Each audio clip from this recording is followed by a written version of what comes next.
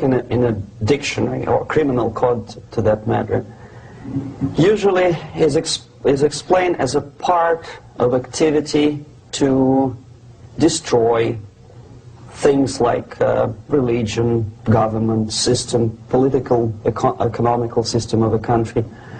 And usually it's linked to espionage and such romantic things as blowing up bridges, sidetracking trains, cloak and dagger activity in Hollywood style. What I'm going to talk about now has absolutely nothing to do with the cliché of espionage or KGB activity of collecting information. So the greatest mistake or misconception, I think, is that whenever we are talking about KGB, for some strange reason, starting from Hollywood movie makers to professors of political science and quote-unquote experts on Soviet affairs, or Kremlinologists as they call themselves, they think that the most desirable thing for Andropov and the whole KGB is to steal blueprints of some supersonic jet, bring it back to Soviet Union and sell it to the Soviet military-industrial complex. It's only partly true. If we take the whole time, money, and manpower that the Soviet Union and KGB in particular spends outside of USSR border, we will discover, of course there are no official statistics unlike with CIA or FBI, that the espionage as such occupies only 10 to 15% of money, time, and manpower. 15% of the activity of KGB. The rest, 85%, is always subversion. And unlike a dictionary of English, Oxford Dictionary, subversion in Soviet terminology means always a destructive, aggressive activity aimed to destroy the country, nation, or geographical area of your enemy. So there's no romantics in there, absolutely. No blowing up bridges, no microfilms in Coca-Cola cans, nothing of that sort. No James Bond nonsense. It's most of this activity is overt, legitimate, and easily observable if you give yourself time and trouble to observe it. But according to the law and law enforcement systems of the Western civilization, it's not a crime. Exactly because of misconception, manipulation of terms. We think that subverter is a person who is going to blow up our beautiful bridges. No. Subverter is a student who comes for exchange, a diplomat, an actor, an artist, a journalist like myself was 10 years ago.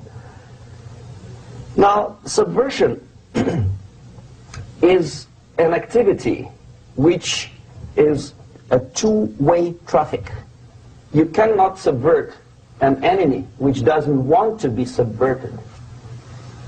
If you know history of Japan, for example, before 20th century, Japan was a closed society. The moment a foreign boat comes to the shores of Japan, the Imperial Japanese Army politely tells them to get lost. And if American salesman comes to the shore of Japan, let's say 60 or 70 years from now back, and says, oh, I have a very beautiful vacuum cleaner for you, with the good financing, he says, please leave us, we don't need your vacuum cleaner. If they don't leave, they shoot them to preserve their culture, ideology, traditions, values intact. You were not able to subvert Japan. You cannot subvert Soviet Union because the borders are closed. The media is censored by the government. The population is controlled by the KGB and internal police. With all the beautiful glossy pictures of Time magazine and Magazine America, which is published by the American embassy in Moscow, you cannot subvert Soviet citizens because the magazine never reaches Soviet citizens. It's collected from the newsstands and thrown to garbage can. Subversion can be only successful when the initiator, the actor, the agent of subversion has a responsive target. It's a two-way traffic. United States is a receptive target of subversion. There is no response similar to that one from United States to the Soviet Union. It stops halfway somewhere. It never reaches here. The theory of subversion goes all the way back 2,500 years ago. The first human being who formulated the tactics of subversion was a Chinese philosopher by the name of Sun Tzu.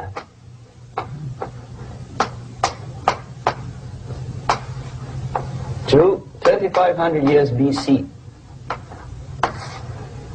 He was an advisor for several imperial courts in ancient China.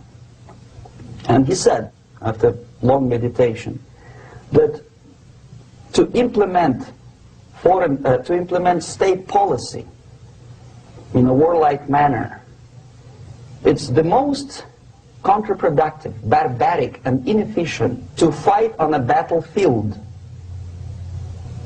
You know that war is continuation of state policy, right? So if you want successfully to implement your state policy and you start fighting, this is the most idiotic way to do it. The highest art of warfare is not to fight at all, but to subvert anything of value in the country of your enemy, until such time that the perception of reality of your enemy is screwed up to such an extent that he does not perceive you as an enemy, and that your system, your civilization, and your ambitions look to your enemy as an alternative, if not desirable, then at least feasible. Better red than dead. That's the ultimate purpose, the final stage of subversion, after which you can simply take your enemy without a single shot being fired, if the subversion is successful. This is basically what subversion is. As you see, not a single mentioning of blowing up bridges. Of course, Sun Tzu didn't know about blowing up bridges. Maybe there were not that many bridges at that time. But the basics of subversion is being taught to every student of KGB school in USSR and to officers of military academies. I'm not sure if the same author is included in the list of reading for American officers, to say nothing about ordinary students of political science. I had difficulty to find the translation of Sun Tzu in the library of a university in Toronto and later on here in Los Angeles. But it's a book which is not available. It is forced to every student in USSR. Every student who is taught to be dealing further in his future career with foreigners. What subversion is? Basically, it consists of 4 periods, time-wise. If we start from here and go this way, time, right? This is the beginning point. The first stage of subversion is the process which is called, basically, demoralization. It says for itself what it is.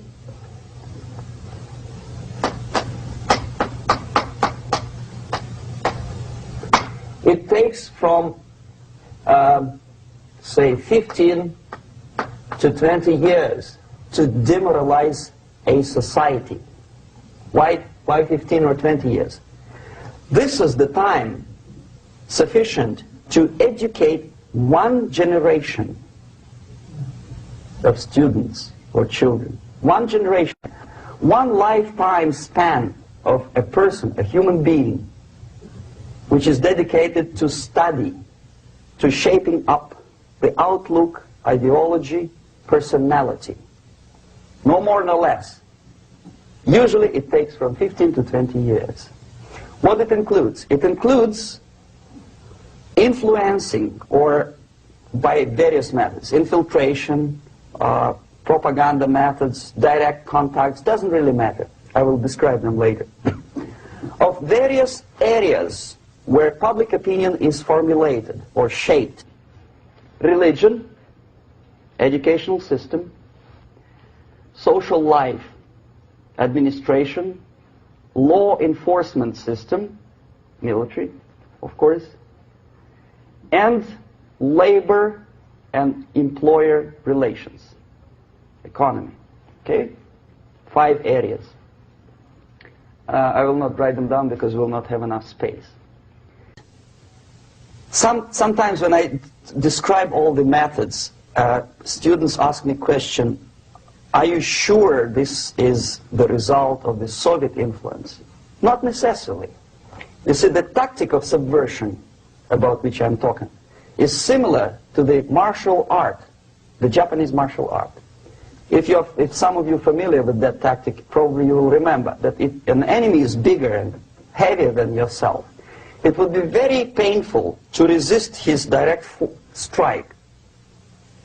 If a heavier person wants to strike me in the face, it would be very naive and counterproductive to stop his blow.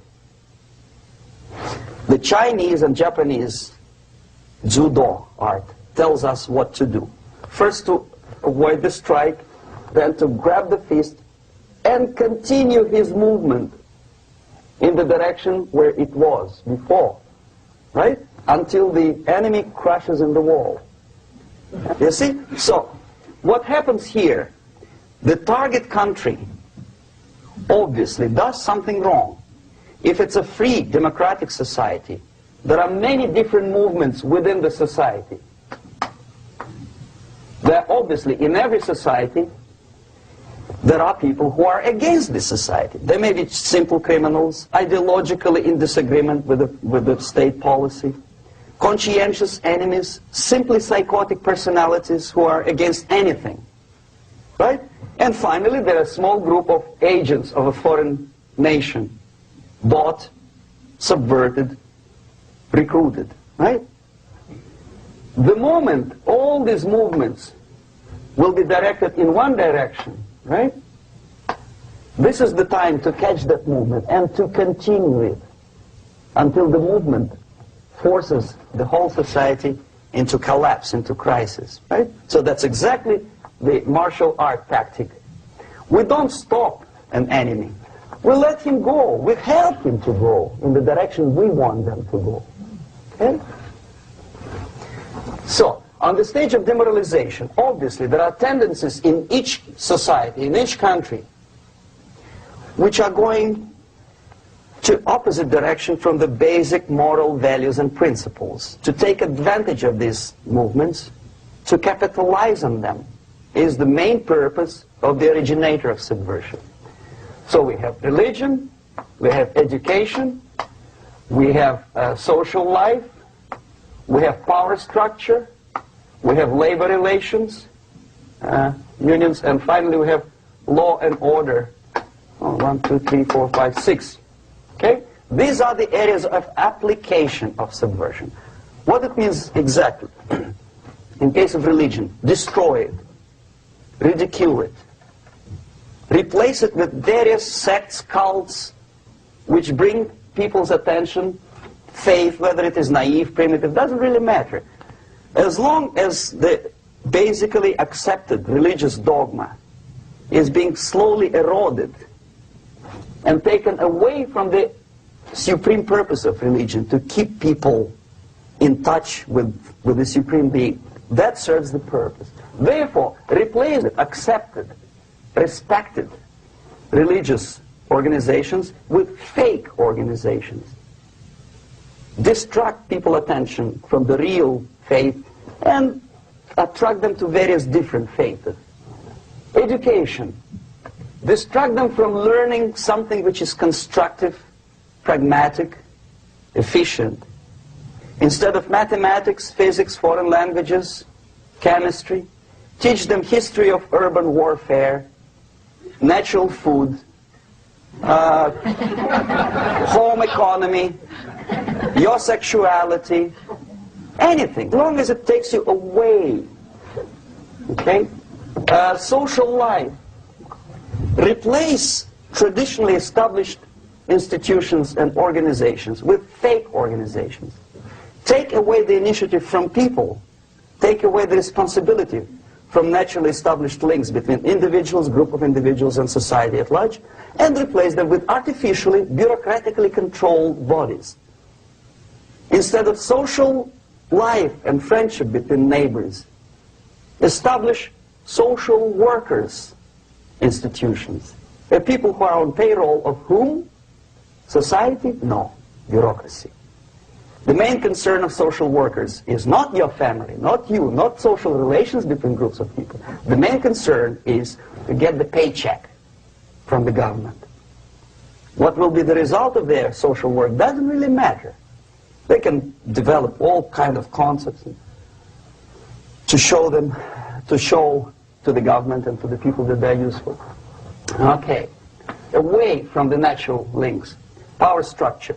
Okay, the natural bodies of administration, which are traditionally either elected by people at large or appointed by elected leaders of society, are being actively substituted by artificial bodies. The bodies of people, groups of people, whom nobody elected. Never. As a matter of fact, most of the people don't like them at all, and yet they exist. One of such group is media. Who elected them? How come they have so much power? Almost monopolistic power on your mind. They can rape your mind. But who elected them? How come they have a nerve to decide what is good and what is bad for the elected by you, president, and his administration? Who the hell are they? Spiro Agnew, who was hated by the liberal left, called them a bunch of enfeebled snobs. And that's exactly what they are. They think they know. They don't. The level of mediocrity. In a big establishment like New York Times, Los Angeles Times, major television network, you don't have to be excellent journalist. You have to be exactly a mediocre journalist. That's easier to survive. There's no competition anymore.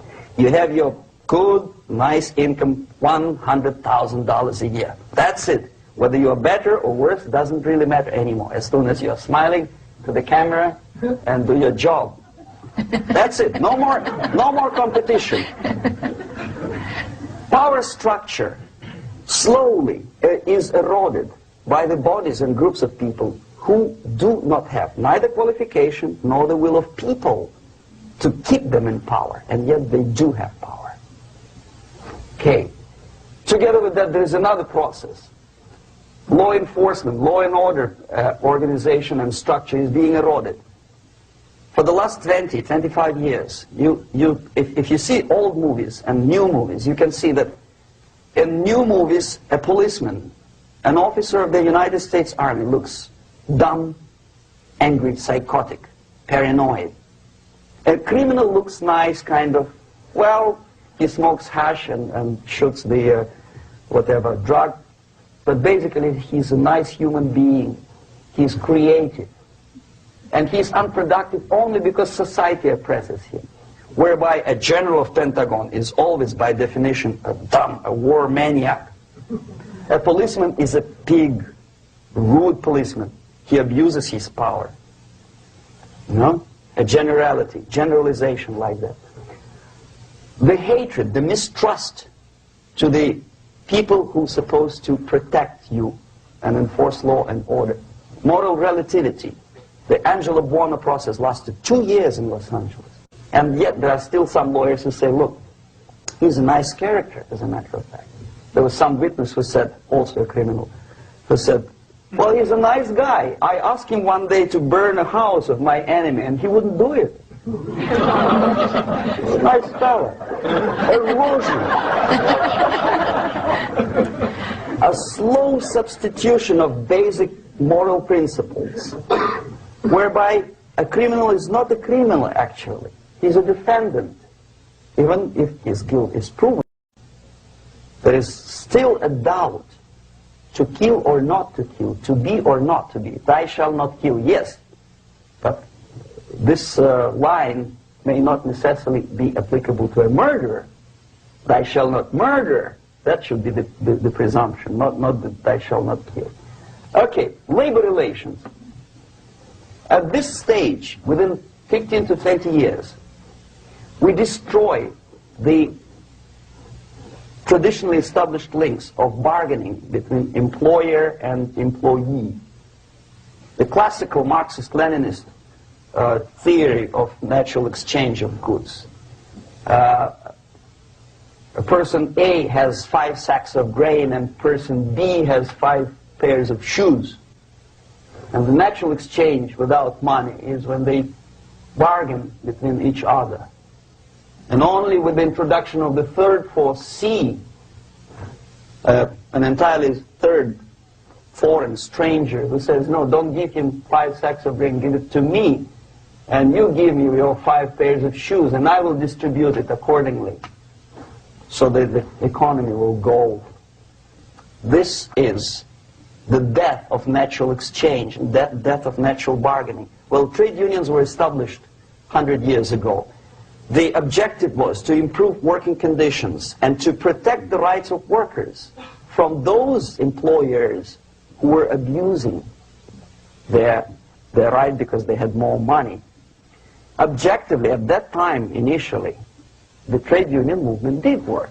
What we see now is that the bargaining process is no longer resulting in the compromise, which is leading objectively to betterment of working conditions and increase of salary. What we see is that after each prolonged strike, the workers lose. Even if they have 10% increase of their salaries, they cannot catch up due to inflation and due to missed time. More than that, millions of people suffer from that strike because economy now is interdependent. It's intertwined like one body. If previously steel workers, say 100 years ago, could strike and nobody would suffer, now it's impossible anymore. If a garbage collector strikes today, the rest of the multi-million city is stinking. I mean, there's no more service. In Quebec, for example, we had the electricians who were on strike in the middle of winter. You can freeze your bottom, and they still were on strike. Did they catch up with the salary? No, they lost. Who benefited? The leaders of trade unions. What is the motivation for strike? Improving of a workers' condition? No, obviously it's not. Then what is it? Ideology. To prove to these capitalists. And the obedient horde of workers, like sheep, follow these people. And they cannot disobey. Why? Because if they do, you know what happens to them. Pickets, murders, shooting truck drivers by picketers. In Montreal, for example, I saw with my own eyes when I was correspondent of CBC, International, Canadian Broadcasting Corporation, when the workers of aircraft factory destroyed computers and the equipment in the factory. And the administration employed strike breakers. Their cars were turned upside down and burned. Their houses were burned. Their kids were intimidated. And some victims were there. Of that you can be sure. Why? To improve conditions of workers? No. Ideology. Okay, so this is what happens basically. It may or may not happen without the help of the Soviet Union. But the natural tendencies are being greatly taken advantage of and capitalized by the Soviet propaganda systems. How? Whenever trade union strikes, we have influx of propaganda, mass media, ideological dissemination. The workers' right, and we repeat it like parrots. Yes, workers' right. Whose rights? Workers? No. The only freedom of worker to sell his labor according to his own desire and will is taken away from him. By whom? By trade union boss. Unlimited power is given. Responsibility. I want to sell my labor not for $2.50 an hour, but for $2. I don't have right. My freedom is denied to me. I know that if I sell my work for $2 an hour, not for $3 an hour, I will compete better with the other guy who is lazy and more greedy. I don't need $3. I need only $2. No, I was made to believe by media, by business, by advertising agencies that I need more and more and more. Have you ever heard any advertising on TV to consume less? No. No way.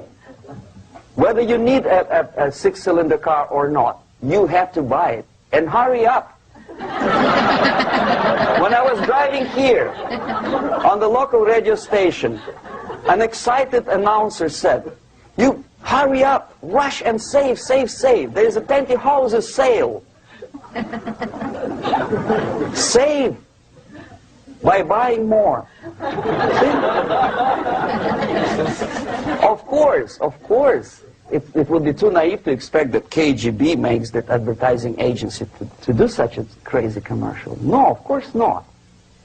But what we did when I was working for Novosti Press, we would snow plow editorial offices, student organizations, religious groups with literature of class struggle, if not directly Marxism-Leninism propaganda, then a propaganda of a legitimate aspirations of working class, betterment of life, equality. Equality, mind you. President Kennedy once said, we will make America to believe that people are born equal. Are people born equal? Is there any mentioning in the Bible or any other holy scripture in any religion, if you don't believe me, go to the library and check it, there is not a single word about equality. Just the opposite. By your deeds, God will judge you. What you do is important. The merit of your personality. You cannot legislate equality. If you want to be equal, you have to be equal. You have to deserve it. And yet we build our society on the principle of equality. We say people are equal. We know it is false. It's a lie. Some people are tall and stupid. Others are short, bold, and clever.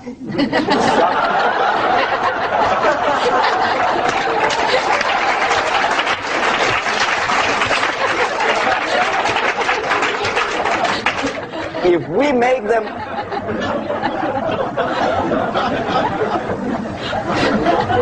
make them equal by force,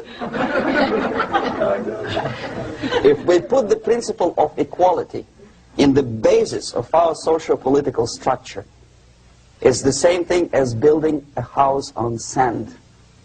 Sooner or later it will collapse, and that's exactly what happens. And we, as Soviet propaganda makers, are trying to push you in the direction which you go yourself. Equality, yes, equality. People are equal.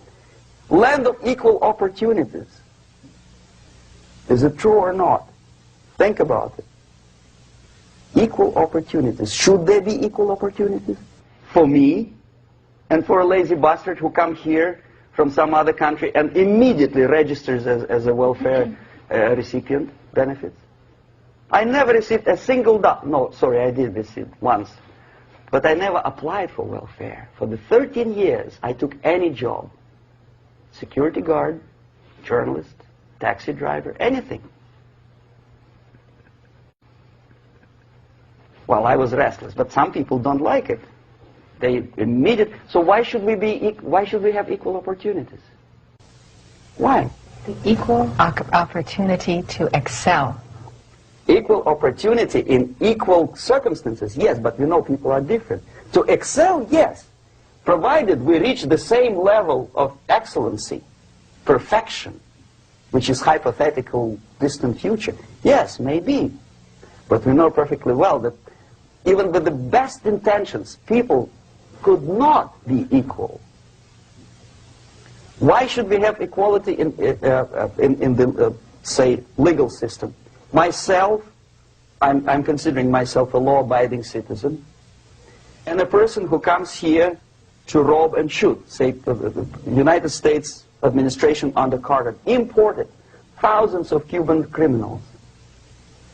They were non-criminals, yet they were accepted. Do you think it's fair if myself and my wife from Philippines, who work like excuse me, horse as a lab technician in a hospital should have the same rights as a criminal from Cuba? Why? And yet we repeat as parrots, equality, equality, equality. And the Soviet propaganda system helps us to believe that equality is something which is desirable. Democracy, as it was established by fathers of this country, of this system in the last century, is not equality.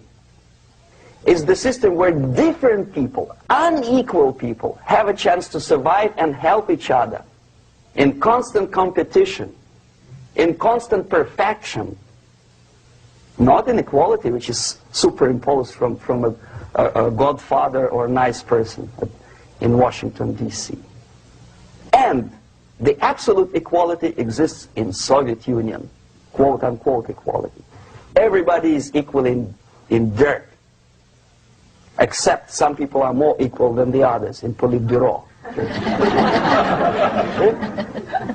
So, the moment you bring a country to the point of almost total demoralization, when nothing works anymore, when you are not sure whether it is right or wrong, good and bad, but there's no division between evil and good, when even the leaders of church sometimes say, well, violence for the sake of justice, especially social justice, is justified in the countries like Nicaragua, El Salvador, well, maybe Rhodesia, and we listen to them and say, yeah, probably it's true. Is it true? No, it is not true. Violence is not justified, especially for the sake of quote-unquote social justice introduced by Marxist-Leninists, that is my former colleagues from Novosti Press Agency. Okay, so we reached that point. The next step is destabilization.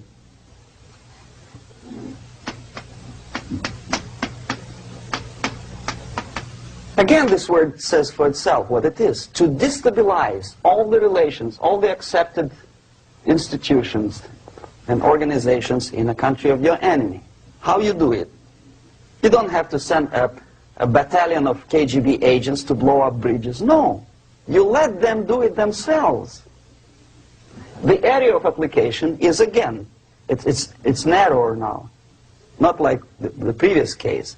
The overt legitimate actions of the KGB in this case would be hardly noticeable. There is no crime if a professor who recently went to USSR introduces a course of Marxism-Leninism in a Californian college, for example. Nobody is going to come to his doorstep and say, okay, mister, come, you are under arrest. No, it's not a crime. It's not even considered a moral crime against your country. So the area of application here is narrowing down to economy, again labor relations, right? To law and order, plus military. And economy, law and order. Yes, and again the media, but wider scope, little bit different. I'll explain later. Okay, basically 3 areas. Economy. The radicalization of bargaining process. If on that stage we still could achieve, theoretically, some positive compromise between the negotiating sides with say, arbitrary, introduction of arbitrary judges, a third side, objectively judging the demands of both sides. Here it's radicalization. On the stage of destabilization, we cannot come to compromise even within a family. The husband and wife couldn't figure out which is better. Husband wants his kids to eat at the table, and wife wants a child to roam around the room and drop food all over the floor. They cannot come to compromise unless they start a fight. It's impossible to reach a compromise, constructive compromise, between neighbors. Some people say, I don't like you to watering your lawn at that time because exactly at that time I'm walking my dog and he's getting nervous.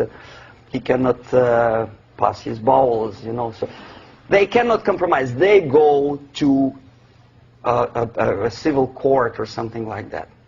Radicalization of human relations. No more compromise. Fight, fight, fight. The normal, traditionally accepted relations are destabilized. The relations between teachers and students in schools and colleges. Fight. The relations between, in economical sphere, between laborers and employers are further radicalized. No more acceptance of the legitimacy of demands of workers. Unlike Japanese, with the theory Z, if you ever heard about it, where the workers are involved in the decision-making process, therefore they don't have moral incentive to fight their bosses. In the United States, it's just the opposite. The harder is the fight, the better. The more heroic they look. When the Greyhound network was on strike recently, the correspondents of local TV networks all over the United States were approaching these strikers, and they say, oh yes, we are doing something nice. They look like heroes, and they were proud. There was some family, the husband was bus driver. Now they decided in a protest against the bosses to camp somewhere in the forest. And they were presented to the audience as a heroic, nice people. You see? The violent clashes between passengers, picketers, and the strikers are presented as something normal. 10, 15, 20 years ago, we would be angry, say, why so much hatred? Today we are not. We say, well, commonplace. Radicalization, militarization sometimes. As I explained on that stage, I took a step a little bit further. Shooting people.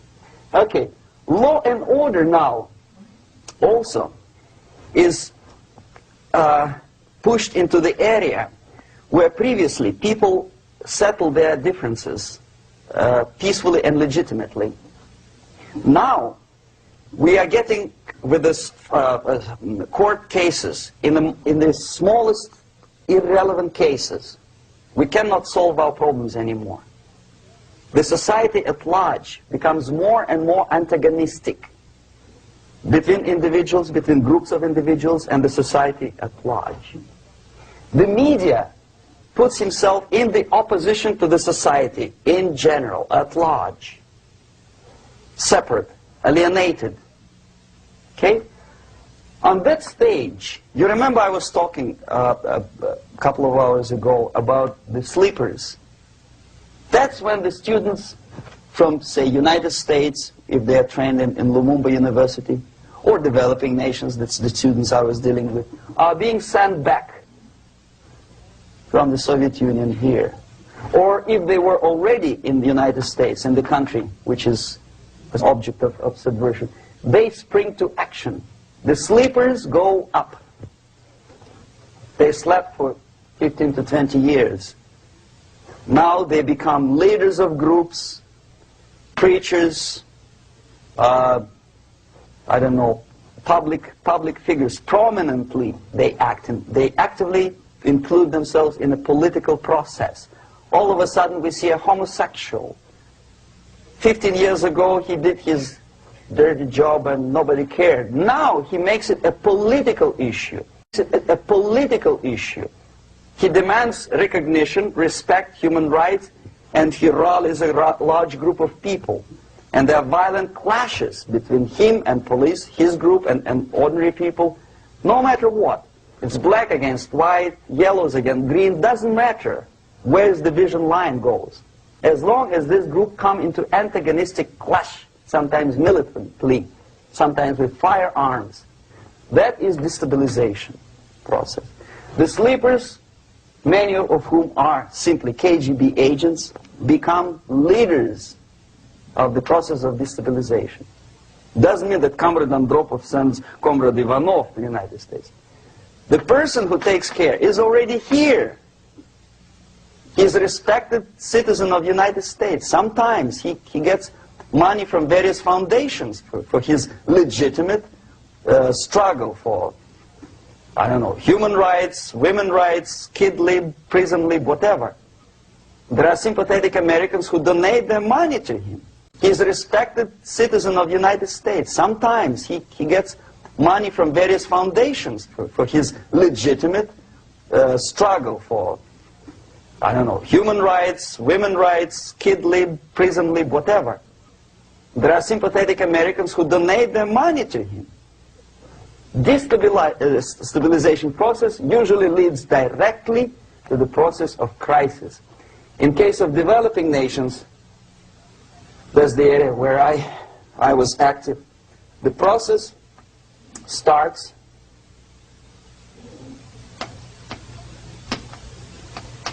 when the legitimate bodies of power, the social structure collapse. It cannot function anymore. So instead, we have artificial body injected into society, such as non-elected committees. You remember I was talking about them here. Social workers who are not elected by people, media who are self-appointed rulers of your opinion, some strange groups which claim that they know how to lead society forward. They don't usually. All they care is how to collect donations and sell their own concocted ideology, mixture of religion and ideology. Here, we have all this artificial body claiming power. If the power is denied to them, they take it by force. In case of Iran, for example, all of a sudden we have revolutionary committees. What kind of revolution? There was no revolution yet, and yet they had the committees. They were taking power of judgment. They had the power of execution, they had the power of legislation, and that they had the power of judicial.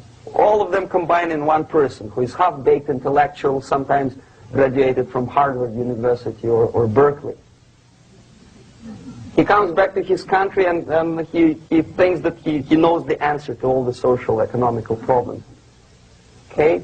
Crisis is when society cannot function any more productively. It collapses, obviously. That's the word for crisis. So therefore, the population at large is looking for a savior. The religious groups are expecting a messiah to come. The workers say, we have family to feed. Let's have a strong government, maybe socialist government, centralized. When somebody put the employers on their place and let us work. We are sick and tired of going to strike and missing overtime and all that stuff. We need some strong man, strong government, a leader, a savior is needed. Population is sick and tired already. And here we are. We have a savior. Either a foreign nation comes in, or the local group of leftists, Marxists, no matter what they call themselves, Sandinista, a reverend or some sort, Bishop Muzureva, like in Zimbabwe, doesn't matter. A savior comes and says, I will lead you. So we have two alternatives here. Civil war and invasion. Okay? See how it goes? Civil war, we know what it is. Lebanon is the best example. The civil war, which was artificially implanted in Lebanon by injection of force of PLO, Palestinian Liberation Organization. Invasion we have in many other countries like Afghanistan, name any East European country, it was invaded by the Soviet army. But the result is the same. The next stage is normalization. Normalization is a very ironic word, of course. It is borrowed from 1968 situation in Czechoslovakia, when the Soviet propaganda and after them New York Times declared the country is normalized. The tanks moved into Prague, so there's no more Prague Spring, there's no more violence. Normalization. At that stage, the self-appointed rulers of the society don't need any revolution anymore. They don't need any radicalism anymore. So This is the reverse from destabilization. Basically, it is stabilizing the country by force. So all the sleepers and activists and social workers and liberals and homosexuals and professors and Marxists and Leninists are being eliminated physically sometimes. They've done their job already. Okay? They are not needed anymore. The new rulers need stability to exploit the nation, to exploit the country, to take advantages of the victory. Okay? So no more revolutionaries, please. And that's exactly what happens in a number of countries. You remember Bangladesh? This is the crisis in which I was instrumental. First they had Mujibur Rahman. In 1971 he was the leader of People's Party, Awami League, with mustache like Stalin. He was in Russia many times. In 5 years he was shot by his former colleagues, Marxists. He fulfilled his function. In Afghanistan it happened 3 times. First there was Taraki, then there was Amin, now there's Babrak Karmal. They killed each other successively, one after another. The moment he fulfills his duty, the first one demoralized country, the second destabilized, the third one brought it to crisis. Goodbye, comrades. Babrak Karmal comes from Moscow and put into the seat of power. Same thing happened in Grenada recently. Maurice Bishop, Marxist, was killed by Austin, what's his name, General something, who was also a Marxist. Right? So no more revolutions, please. Normalization now. From now on, no more strikes, no more homosexuals, no more women lib, no more kid lib, no more lib, period. Good, solid, democratic, proletarian freedom. That's it. Now, to reverse this process takes enormous effort. When today, United States had to invade Grenada to reverse the process of subversion. Some people say, boy, this is not good, it's not kosher to invade the beautiful country, island of Grenada. Well, why didn't you stop the process here, when Grenada was just approached by leftists? Why not to prevent Maurice Bishop to come in power in the first place? Did Grenadians want him? Very questionable. They didn't know who was Maurice Bishop in the first place. He came to power by coup d'etat himself. Okay? No, we let the situation develop further and further and further until the crisis and normalization very soon. And then the United States decided to invade country, discovering that the country was absolutely a military base for the Soviet Union. Of course it's a drastic measure. Of course it's a pity that Marine Corps had to lose, what, 17 lives. Very bad. Why not to stop the process before it comes to crisis? Oh no, intellectuals will not let you. It's interference into domestic affairs. They're very careful not to let American administration to interfere in domestic affairs of Latin American countries. They don't mind Soviet Union interfere in this affair. Okay. So to reverse this process, from here, it takes only and always military force. No other force on earth can reverse this process at this point. At this point, it does not take military invasion of the United States Army. It takes strong action, like in Chile. A CIA covert involvement to prevent the savior from outside to come into power and to stabilize country before it erupts into civil war. Okay? Support the right-wing conservative forces. By money, by crooks or love, doesn't matter. Stabilize the country. Don't let the crisis develop into civil war or invasion. Oh no, your liberals will say it's against the law. The Congress will not appropriate money for covert actions of CIA. Why not? Should we wait till the normalization come and Soviet tanks land in Los Angeles airport? Now, at that point, at the point of destabilization, also the process could be reversed. Again, easily than this. No CIA involvement at this point. You know what it takes here? Restriction of some liberties for small groups which are self-declared enemies of the society. As simple as that. Oh no, the media and liberals will tell you this is against the American Constitution. How can we, by force, deny the civil rights to criminals, for example? It's not good. Okay? So we allow them to. Okay, if you allow the criminals to have civil rights, go on and bring the country to the crisis. This is a bloodless way to do.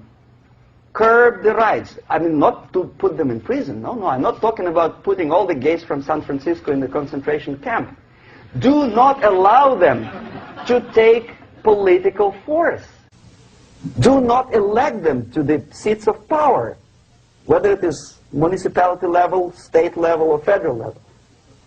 It has to be beaten in the heads of American voters that a person like that in the seats of power is an enemy. Do not be afraid of this word. It is an enemy. If he is not an enemy here, he will be here. Later on, he will be shot, of course. But at this point, he is an enemy. Okay? You are doing great service by denying him a right to capitalize on his own crazy ideas and become a powerful man, a man who uses the seat of power. Restriction of certain freedoms and permissiveness at that point would prevent sliding into crisis and probably will return the process of destabilization. To curb unlimited power, monopolistic power of trade unions, here, at that point, would save economy from collapsing. To introduce a law to stop private companies of raping public opinion's mind in the direction of consumerism. No company must have a right to force you into buying more unless you want it. There must be a law. You want to advertise your car? Okay. But not a single mentioning of buying it now and saving money. It must be against the law to force people to consume more. Self-restraint. Previously, before this process started, the self-restraint was a business of church, religion. Because our preachers, the fathers of church, would tell us, material values are good, but it's not the prime function of human being. Because you have to live with something. Obviously, the design for our life is not to consume more deodorants. There must be something greater. If such a complicated instrument as human body was created, obviously there must be some higher purpose for that. And it's very easy to avoid destabilization by denying the greedy companies one little freedom, one little liberty, forcing you into turning yourself into processors of unwanted products and goods. They turn you into machines. Okay. Destabilization process could be easily overcome if, as I say, the society, by its own will or after persuasion by the leaders, will come to the idea of self-restraint. It's so hard we want to consume more, but you have to. Unless you will come to this stage, when, as we say in Russia, if Sahara Desert ever becomes a communist state, there will be shortage of sand. So you have to curb your... you have to curb your expectations at this point before it's too late. But no, we don't want to do it. Demoralization process. Again, it's the easiest thing to reverse. First of all, by restricting import of propaganda. The easiest thing to do. Unlimited, unrestrained import of Soviet literature, Soviet journalists, giving Soviet propaganda and ideological agitators equal time on American TV networks. It has to be stopped. And it's easier. They won't be offended, mind you. As a matter of fact, they will respect America more. But when my former colleague Vladimir Posner appears on Nightline And Ted Koppel asked him, well, Vladimir, what do you think about this? And what can he think? He is an instrument of propaganda. He thinks what Comrade Andropov tells him to think.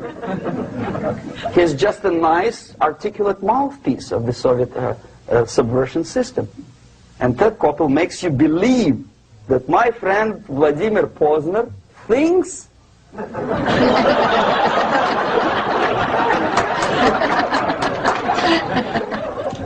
the process of demoralization may not have started at all if at that point the country, which is a recipient of subversion, actively, not violently, but actively, prevents importation of foreign ideology. I don't want America to follow the pattern of ancient Japan. You don't have to shoot every foreigner when it approaches the sacred borders of the United States. But when he offers you a junk in the disguise of very shiny something, we have to tell him, no, we have our own junk.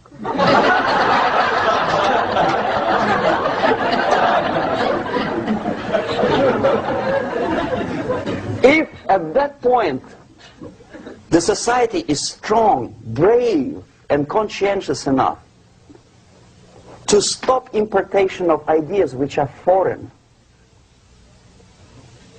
then the whole chain of events could be prevented. Recently I've been to the Philippines, and I was shocked how in big cities like Manila, children listen to deafening music.